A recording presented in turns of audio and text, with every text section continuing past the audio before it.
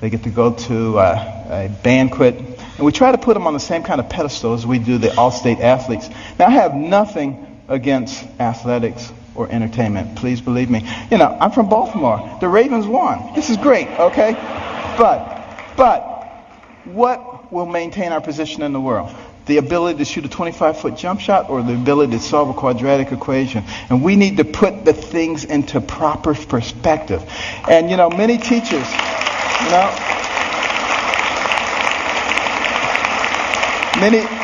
Many teachers have told us when we put a Carson Scholar in their classroom, the GPA of the whole class goes up over the next year. And it's been very gratifying. We started 16 years ago with 25 scholarships in Maryland. Now we've given out more than 5,000, and we're in all 50 states. But we also put in reading rooms. These are fascinating places that no little kid could possibly pass up. And they get points for the amount of time they spend in there reading, the number of books that they read, and they can trade them in for prizes. In the beginning, they do it for the prizes, but it doesn't take long before their academic performance begins to improve.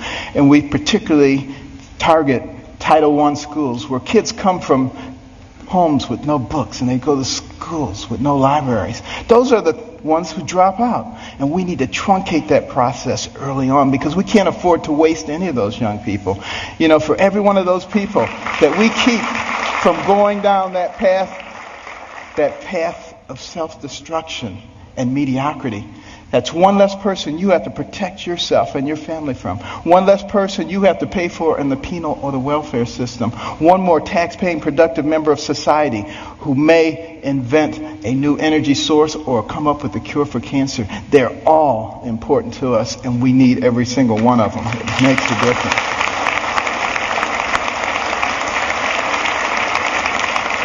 And when you go home tonight, please read about it. Carson Scholars Fund. CarsonScholars.org.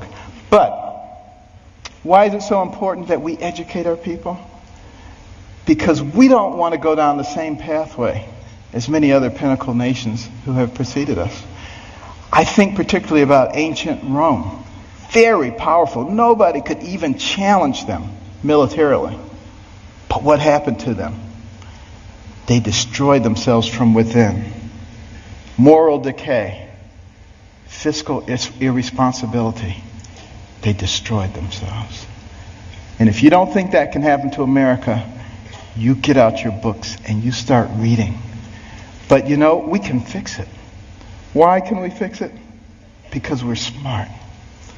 We have some of the most intellectually gifted people leading our nation. All we need to do is remember what our real responsibilities are so we can solve the problems. I think about these problems all the time. And, you know, my role model was Jesus. And he used parables to help people understand things.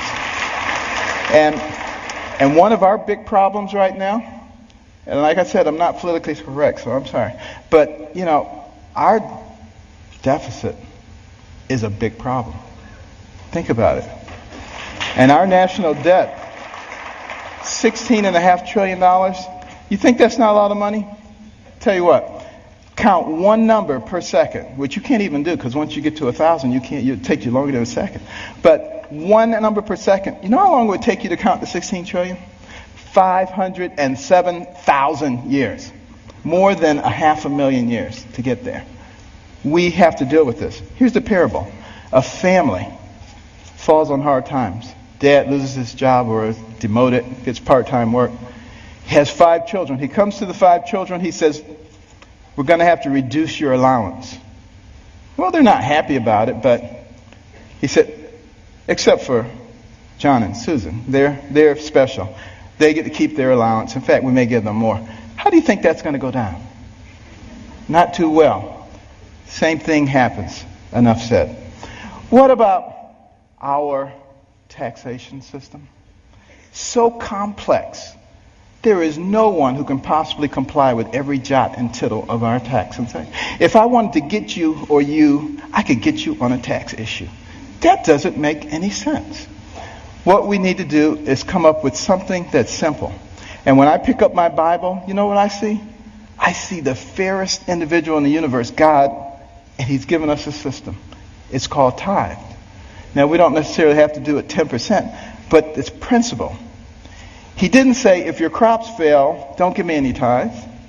He didn't say, if you have a bumper crop, give me triple tithes. So there must be something inherently fair about proportionality. You make $10 billion, you put in $1 billion. You make $10, you put in $1. Of course, you got to get rid of the loopholes. But now some people say, well, that's not fair because it doesn't hurt the guy who made $10 billion as much as the guy who made 10. Where does it say you have to hurt the guy? He just put $1 billion in the pot. We don't need to hurt him. It's that kind of thinking. It's that kind of thinking that has resulted in 602 banks in the Cayman Islands. That money needs to be back here, building our infrastructure and creating jobs. And we're smart enough to figure out how to do that. We've already started down the path of solving one of the other big problems, healthcare. We need to have good healthcare for everybody. It's the most important thing that a person can have. Money means nothing, titles means nothing when you don't have your health. But we got to figure out efficient ways to do it. We spend a lot of money on healthcare, twice as much per capita as anybody else in the world, and yet not very efficient. What can we do? Here's my solution. When a person is born, give them a birth certificate, an electronic medical record, and a health savings account, to which money can be contributed pre-tax from the time you're born to the time you die. When you die, you can pass it on to your family members so that when you're 85 years old and you got 6 diseases, you're not trying to spend up everything. You're happy to pass it on, and there's nobody talking about death panels. That's number one. And also, for the people who are indigent, who don't have any money, we can make contributions to their HSA each month because we already have this huge pot of money. Instead of sending it to some bureaucracy, let's put it in their HSAs. Now they have some control over their own health care. And what do you think they're going to do? They're going to learn very quickly how to be responsible. When Mr. Jones gets that diabetic foot ulcer, he's not going to the emergency room and blowing a big chunk of it. He's going to go to the clinic. He learns that very quickly. Gets the same treatment. In the emergency room, they send him out. In the clinic, they say, now let's get your diabetes under control so you're not back here in 3 weeks with another problem. That's how we begin to solve these kinds of problems. It's much more complex than that, and I don't have time to go into it all. But we can do all of these things because we're smart people. And let me just begin to close here by another parable. Sea captain. And he's out on the sea near the area where the Titanic went down. And they look ahead and there's a bright light right there. Another ship, he figures. And he tells his signaler, signal that ship, deviate 10 degrees to the south. Back comes the message. No, you deviate 10 degrees to the north. Well, he's a little bit incensed, He says, send a message. This is Captain Johnson. Deviate 10 degrees to the north. Back comes the message. This is Ensign 4th Class Riley. Deviate 10 degrees to the south. Now he's really upset. He says, send him a message. This is a naval destroyer. Back comes the message. This is a lighthouse.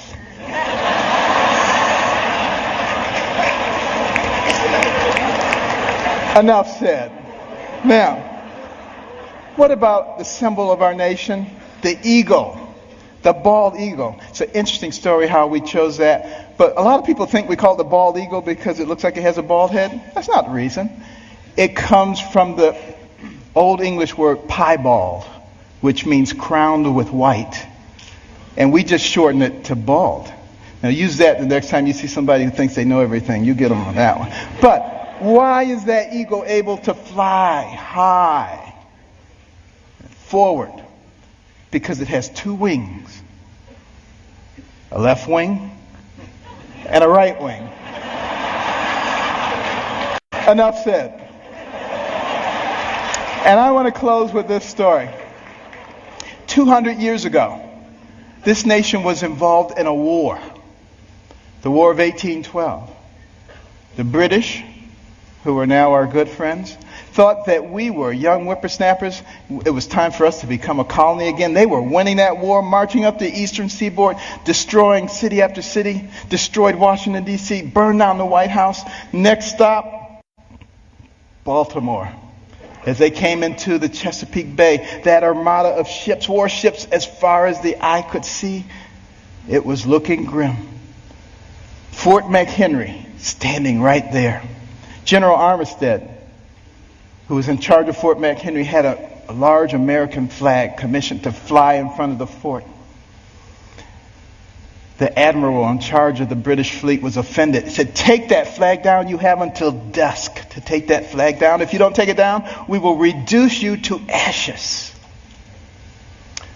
There was a young amateur poet on board by the name of Francis Scott Key, sent by President Madison to try to obtain the release of an American physician who was being held captive. He overheard the British plans. They were not going to let him off the ship. He mourned as dusk approached. He mourned for his fledgling young nation. And as the sun fell, the bombardment started. Bombs bursting in air, missiles, so much debris. He strained trying to see, was the flag still there? Couldn't see a thing. All night long it continued. At the crack of dawn, he ran out to the banister. He looked, straining his eyes, but all he could see was dust and debris. And then there was a clearing, and he beheld the most beautiful sight he'd ever seen. The torn and tattered stars and stripes still waving.